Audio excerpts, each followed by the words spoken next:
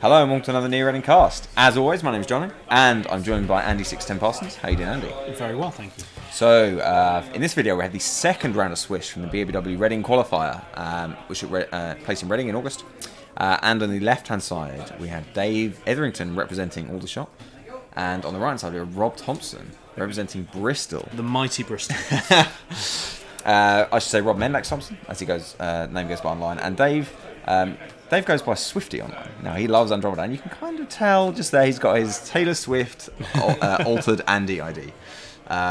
It's a bit weird. I don't know. We don't know what to talk about it. So, Turn 1 Sweeps. Each to their own. Turn 1 Sweeps is a great start against Andy, of course. Yeah. And if you bring Andy, you have to be ready for that kind of thing. You're going to expect a lot of NEH, I think, in this kind of era of the meta, and nowadays also. So we've got Sweeps Week and then install on HQ, which makes sense, and install on the remote. Andy gets an early Desperado and Sure Gamble, although swap them around the order he played them. Check an ID, Bill, okay. You would like the Astro, but you won't say no to a Bill. I would definitely, at that stage, I wouldn't say no to a Bill. And security testing. So security testing will probably do some good work against NEH. We can see the pad campaign on the table. Now we know, and I mention in every video in the NEH, you need to work out as quickly as possible whether it's Butcher Shop or Foster's Mons. Now, Andy needs to work this out, that is. We already know, because we both saw it. There is a traffic accident in hand. It's possible he's playing one-off traffic accident. I find it incredibly unlikely. I find it incredibly unlikely. I mean, that would be diversionary tactics of the highest order. That'd be hilarious. I mean, if you've got one influence spare, there's worse things that you could do with it. But I think, where there's one traffic accident, there's usually a whole load more meat damage to follow that up. Yeah, so I think it's fair to say that we're going to have 3 Scorch, 3 traffic accident, and whatever else.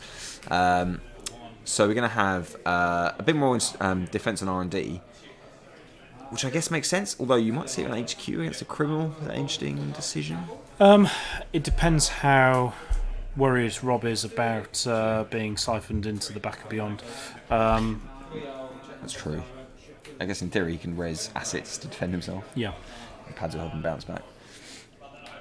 So Dave's going to be able to use security testing on these pads basically every turn for the rest of the game now, unless he trashes them, which I guess he could.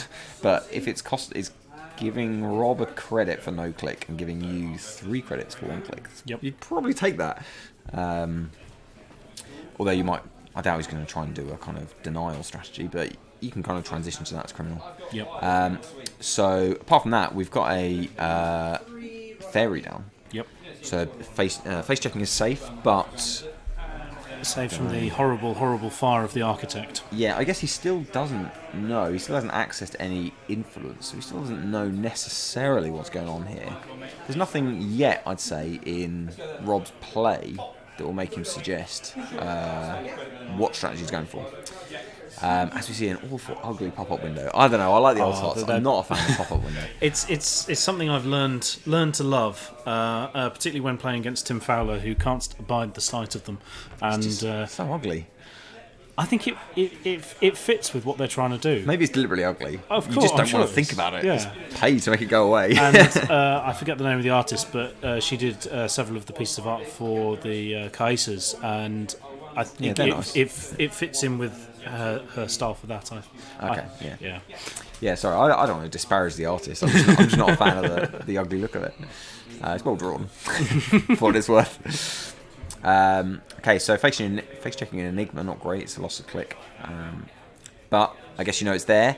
We don't yet have much information about what kind of deck this is. We've got 2 Ghost Runners. Now that would make you suspect there is a stealth strategy to this Andy deck, although there's not.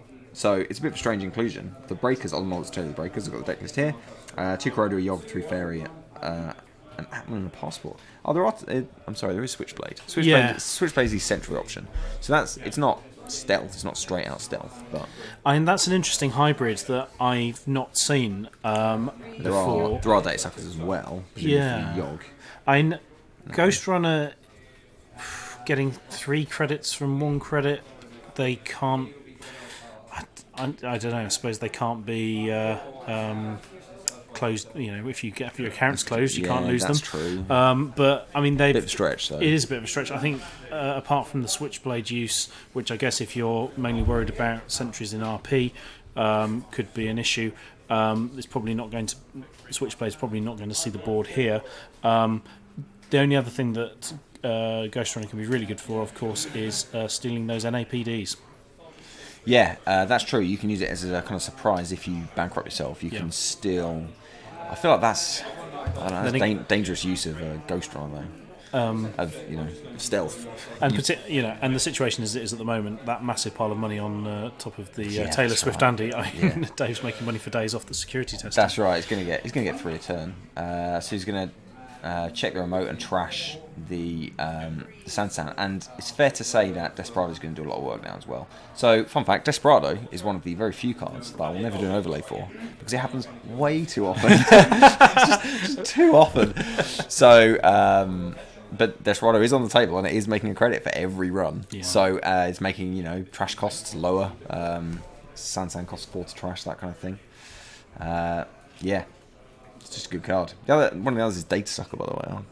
Again, I hear it's very popular and does strong work. It's actually, I guess we should mention, because I always highlight the misplays, he used the Desperado credit to trash Sansan, but he also used it to pay... he underpaid, I think, even with the Desperado. I'm not sure what that was. He used the Yogg to break the pop-up. Anyway, doesn't really matter. It's credit. So, I don't think it makes a big difference at this moment in time. I don't think it does, no. Speaking of credits, Rob has quite a lot of money. So, now you say you've played against this deck? Do you know it? I can't remember having played against Rob with a Butcher Shop deck. It sort of surprises me that he was running this, but I think he was maybe doing a bit of experimentation at the time, which may be expressed in his runner deck that we'll see shortly. I know Rob likes to play normally fast advance, get things out as another Ghost Runner goes down. And so sort of maybe playing against people's preconceptions of what he may have available. You can certainly res a Sansan as well. Yeah. So it looks like we're going to see something go through. Breaking news, okay. Interesting. So we've got a res installed in advance. He's got 1 click spare. So he's going to traffic accident. Interesting choice. Didn't go for it's not a kill. So Dave will survive. So is that an interesting choice? I guess taking some good cards. Very good admittedly, cards. Special Order and a Council Siphon. Just a warning shot from Rob. I mean, tanks go away. If you're Dave, do you slow right down? Do you just keep on going? I mean, I don't know. I feel like nothing changed. I mean, you don't... Particularly with the Earthrise Hotel giving Dave the 2 cards almost straight back. I might have... Yeah, I don't know. I might have installed on the Sansan and left it. Yeah. So that next turn you could do Traffic Scorch, assuming he has one in hand. Or you just don't bother. You just keep it in hand and wait for the Astros and stuff. I feel like using the Traffic Accident was an interesting decision, because now it's gone. Yeah. I mean, Rob appears to have more Traffic Accidents available in hand. So he thought he just used it because he could? He might, yeah. And he saw an opportunity just to thin out Dave's hand potentially. Maybe he thought he might snipe a Plascrete. Yeah, it's an interesting play. I mean, he might have considered a Scorch as well, for instance, if he's got more than one of them in his hand. Not possible, he may not. But just to clear out, I don't know. It's just I'd love to know what his reason was. I don't think it was necessarily a bad play, and I'm sure there could be a great reason for it. Just hitting good cards, but yeah, it's just an interesting one. Losing the Special Order and the Siphon is going to be very annoying for Dave at the very least. I guess he figured there were good cards in there, Yeah. But I mean, and it looks like now he's drawn an Astro. I mean, it would have been great to have that Sunset still on the table, right? Yeah. And then you could scry the Astro. I mean, breaking news is whatever, unless you're going for the kill. But it is the odd point, so it's going to help him. He now just needs to score Astros, 2 Astros and a Beal or something to round it out. But he's got to find another Sansan to do it, I guess. I mean, he can't. That remote, pop-up remote isn't going to do any good. So Dirty Laundry security testing is going to do great work. Then again, I mean, do you bluff with the pop-up remote? put something behind it. Put something behind it. It's like, yeah, or an agenda. If he's then got the kill, so he knows that he's playing against. Dave knows he's playing against meat damage. Not much of a bluff. I mean, Dave can break the pop-up for free, so he's going to get credit for checking. So it's a bit of a. I mean, he's going to give Rob a credit as well, but at this point he may not care. So I don't know. Yeah, I don't know. I mean, if you're setting up the either a mid-seasons or mid-seasons is different. I'm just going to assume mid-seasons is the solution to giving tags, as opposed to say seesaws. Yeah. So maybe that's another reason to leave the breaking news in the remote. Make it obvious. Yeah. I don't know. He may not have the mid-seasons in hand yet. I mean, there's still an NAPD down on the board. That's right, in that remote, and I guess Dave knows it. He declined to steal it because it was very suspicious. Yeah. just lying around. Okay, not even advanced. Yeah. So I guess he can wait. Yeah, interesting. We've got a new remote, so I mean, it could be anything. It could be a pad or something, but I guess it could be an agenda. Jackson's quite likely, I guess. But it's being iced and it's been iced. So does that change? Maybe it is an Astro behind I don't know, anything. We've got a barrier breaker on the board. It could be a wraparound or something. Not, just something, a gear check barrier breaker. Yeah, there's no corroding it.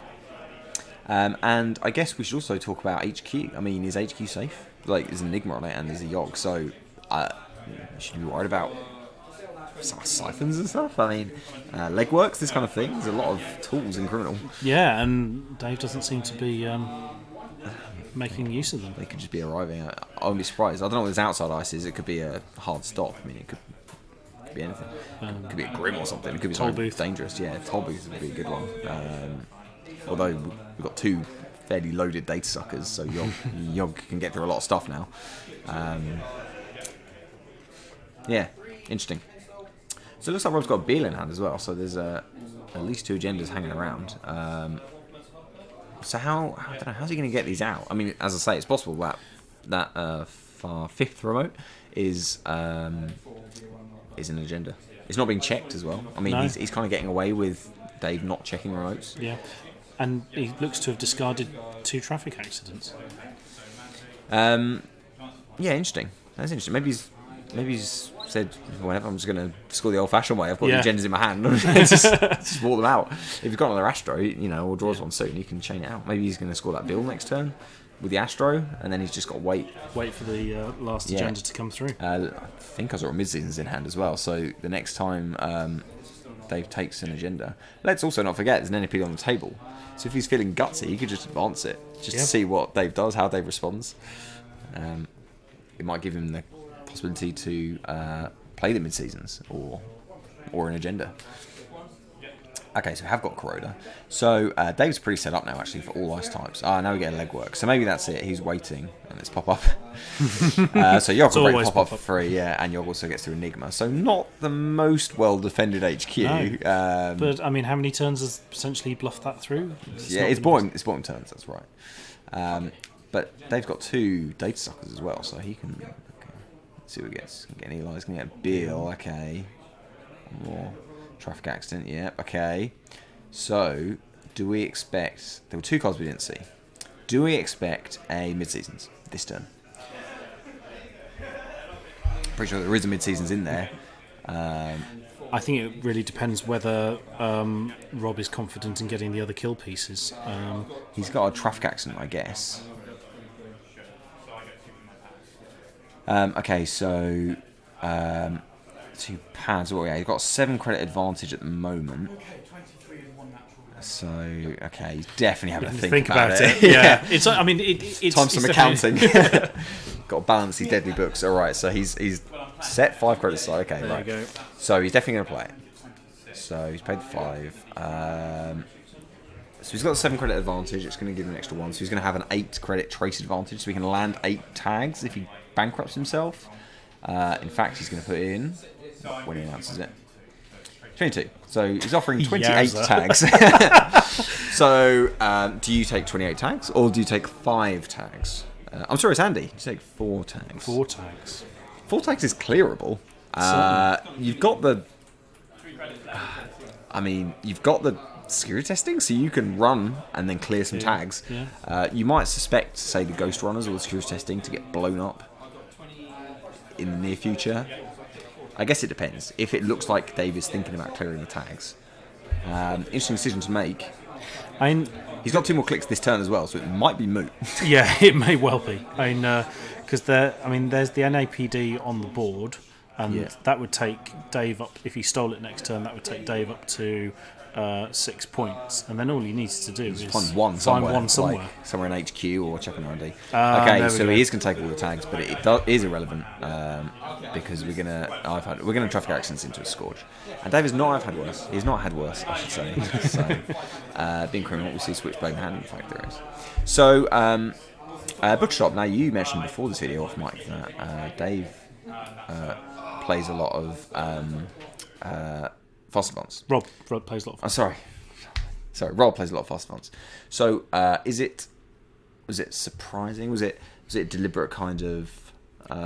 Yeah, I mean, I think it's with Rob being one of the more successful and more well-known players on the UK circuit. It's always interesting to sort of subvert the norm, subvert convention. Like Mr. Dave Hoyland not playing criminal. These kind of things can surprise and unsettle your opponent, and particularly with Butcher Shop, the risk of going all out on attack, thinking that you're needing to get the Astros with the against Fast Robotics, then find yourself in trouble with. So if I recall correctly, the death. If I recall correctly, Rob had already qualified. Yes. Qualified from the Bristol BABW. So which I ran. Okay, well done. It's worth mentioning that the Reading one was very late, actually. It was one of the last couple. There were only 3 or 4 left. So we actually had a fair number of people who attend who had already got their seats at the BABW finals, which was a 32-person invitational, took place in London. There were a lot of people that had already qualified. So I feel like Rob was one of those. Maybe he'd planned to go to a few tournaments. He'd already qualified, so he's like, might as well take whatever. Might as well have some fun. I definitely think he was, as I mentioned earlier, and as we'll see in his runner game, he'd been doing a bit of sort of experimenting. I wouldn't. He's not, the corp who's playing just there isn't jank by any means, but maybe he felt that he was going. It was worth exploring a different option. And Rob played a lot of the BABW qualifiers and did very well, not to spoil things too much, but when the finals actually came round. And I think trying out different decks, seeing what other people are playing, trying to see what kind of options were most effective is an interesting choice. And if you've got people who stick with fairly similar decks or a style of deck, changing that up can give you an advantage that, even if it's for a few turns, if the opponent's expecting something and you can surprise them, it can just give you that advantage you need to win the game. So maybe he just fancied trying out a bit of Butcher Shop, maybe see how it works from the other side, maybe because he was going to consider using it at the finals, or maybe just to play it, just to see what its weaknesses were from the corp side, something like that, just to kind of gain information against the popular archetype. I mean, I think at the time of the meta, Butcher Shop was in a very strong position with the mid-season's kill. Obviously, coming down the line, we've got Old Hollywood with Film Critic, which can turn off some of that fiery death. Yes, that's true. And it's always good to have an alternate win strategy. Something that I find in HB can be quite tricky is if a runner may have the measure of my deck, or if I've not got set up in time, finding ways to close out the game that isn't through agenda points can be very, very difficult unless they get careless and lose some of their programs, or you're sort of splashing some secret sauce. Yeah, that's right. So interesting. A bit of but it seemed like a pretty competitive deck. It seemed like a pretty by-the-books NEH deck. So what do you think about Andromeda in the current meta? I think Andromeda's fairly well placed against NEH, mostly because it's very wide. Yes. Maybe more against fast advance? It's not necessarily the case. If you can get rich, you can beat Butcher Shop. So. Yes, you can. But and by all normal circumstances, Dave's Andy there was very rich. I mean, 20 credits on That's true. 20 credits on the field is not to be sniffed at. And Rob did very well to obviously out money, and that's maybe where you get the risk. Where if you're leaving assets out naked that are giving NEH money because you're security testing them, but it's just giving them that extra little advantage turn after turn, which they're going to turn into an unfortunate house exploding incident. Yes, that's true. It is regrettable. Very regrettable. Yeah, that lives are lost in the accident. Yeah. Okay. So now we've mentioned that NEH deck from Rob was fairly competitive. In the next video, we're going to swap sides. So it's fair to say Rob's not playing a competitive runner deck. He was playing a Max deck. Now Max is very powerful. I already mentioned there's an awful lot of Anox in this tournament. There was a lot of Max and a lot of noise. This Max deck, it's got some good Anox cards in it. It appears to have nothing but good Anox cards in it. It's 110 cards. The Tower of Power is just... So, tell us a little bit about it. I don't know what Rob had been drinking to sort of push this to its limits. Rob enjoys playing with silly decks every now and again. I do believe that he has a Wayland deck which features all the 5/3 agendas, which just keeps getting bigger and bigger and bigger. So he has built bigger decks. Okay. But what was most surprising about this Max deck was actually when it was put to use, it actually worked really well. And despite needing incredible forearm strength and several hours to shuffle, particularly after a mulligan, having good Anarch cards available to you and a deck with 110 cards. Yes, I believe so. I required deck lists for this day. Rob was quite annoyed. He had to handwrite the deck list. I have it in front of me. But it's not going to do. I'm probably going to put up the deck list for this tournament up as well. So I've got to build this guy on Netrunner DB. I'm not enjoying that either. So yes, I believe it was. I don't know the exact count off the top of my head. It says here 110 cards. Did you check the deck to make sure that it was legal? I probably should have, but I didn't. I just took his word for it. Very trusting. So I guess it's a strange philosophy, but it makes the most of Max, which is that Max is going to give you a card a turn. In 110 cards, losing 2 random cards doesn't matter. No. You're not going to draw to the bottom of that deck, so it's just giving you a free draw a turn. Why spend influence on Levy when you could just have more cards in your deck? As many cards. And there is and if you've got recursion of all flavours and shapes, why not put half your deck in the bin and your bin be huge? Because you've got it becomes a toolbox for you to just get what you need when you need it. You should have the answer whenever. So he's got possible. He's got 3 Deja Vu, 3 Same Old Thing, and 3 Cloneship. So he's got access to a lot of things in his bin, assuming he draws those cards. Mm-hmm. But if he doesn't, he'll probably draw the things he would have got. I don't know. His other influences on Net Ready Eyes and Aesop's. Aesop's is a hilarious choice because it's like he wants more in the bin. I don't know. Some money from it. So anyway, we won't go into too much detail, but that's going to be quite funny. Yes. So Dave, on the other hand, is playing Engineering the Future. Dave mentioned to me before this video that he believes that before this game that was recorded, that he believes that Aldershot is cursed. He thinks whenever I film an Aldershot player, they lose. They always lose. Obviously, he lost in the first game. So hopefully, Dave will be able to turn it around against this insulting Max deck across from him. All right. So I'm looking forward to that. Should be good. Thank you, Andy, for helping me out commentating this video. No problem. And thank you for watching, and we'll see you next time.